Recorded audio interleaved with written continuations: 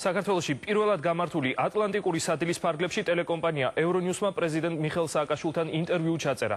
ევრონიუსის ჟურნალისტი, რომელიც თბილისში იმყოფებოდა, რუსეთ-საქართველოს ურთიერთობებით და ქვეყანაში შიდა პოლიტიკური მოვლენებით დაინტერესდა.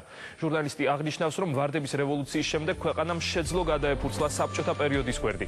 საქართველომ გადაიტანა რუსეთთან ომი. ევრონიუსის ჟურნალისტი ასევე აცხადებს, რომ საქართველოსთვის განსაკუთრებულად მნიშვნელოვანია ევროკავშირსა და ნატოში გაწევრიანება, რაც ურთიერთობას კიდევ უფრო ძაბავს რუსეთთან.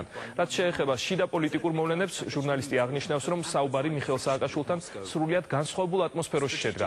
ის პრეზიდენტის ინიციატივით რიყეზე ახლად გახსნილ სკვერში გაიმართა.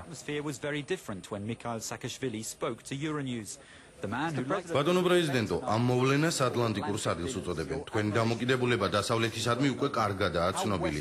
რამდენად დასავლური ქვეყანაა დღეს საქართველო? ეს არის ერთ-ერთი ყველაზე ძველი ქრისტიანული ერი, რომელიც ყოველთვის დასავლურ გზას ირჩევდა, მაგრამ ამავდროულად მის მიღმა რჩებოდა. ეს იყო ერთგვარი აუხდენელი ოცნება. საბედნიეროდ ქვეყანა გადარჩა და ახლა არის კიდევ ერთი შანსი, რომ საქართველო დაუბრუნდეს თავის ისტორიულ ფესვებს, ევროპას. ჩვენ მოგვიხდა ახალი გზების მოძებნა, რეფორმების გატარება. დავითხოვეთ ბიუროკრატ 90% გავათავისუფლეთ პოლიციელები. ყოველთვის იპოვით ვინმეს, ვინც ჩვენი წინააღმდეგია. ბოლო საპროტესტო აქციებზე ნახევარი ყოფილი პოლიციელი იყო. ხალხი მიეჩვია უკეთეს მდგომარეობას. ჩვენ მეორე ყველაზე უსაფრთხო ქვეყანა ვართ ევროპაში, მაგრამ ამას თავისი საფასური აქვს, რაც ჩვენ საზოგადოებაში ზოგიერთი ადამიანის უკმაყოფილებას იწვევს.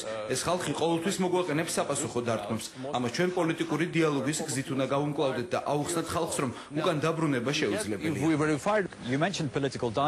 ახსენეთ პოლიტიკური დიალოგი. თავარი პრობლემა საქართველოსათვის რუსეთთან ურთიერთობა. რამდენად გაღელვებთ ეს პრობლემა? I'm very worried about Russia. საკმაოდ მაღელვებს და ასევე ის, რომ ის სამხედრო აგრესიას ახორციელებს მეზობლებზე. მაღელვებს ასევე უფრო სუსტი რუსეთიც, რადგან მათ აქვს სერიოზული ინსტიტუციონალური პრობლემები და კორუფცია. უნდა მოუნახოთ შუალედი. ჩვენ გვინდა უფრო ლიბერალური და თანამედროვე რუსეთი და მხოლოდ ამგვარ სახელმწიფოსთან შევძლებთ საერთო ენის გამონახვას. თქვენი მისწრაფება დასავლეთისაკენ რუსეთის მხრიდან უფრო მეტ ანტაგონიზმს ხომ არ იწვევს?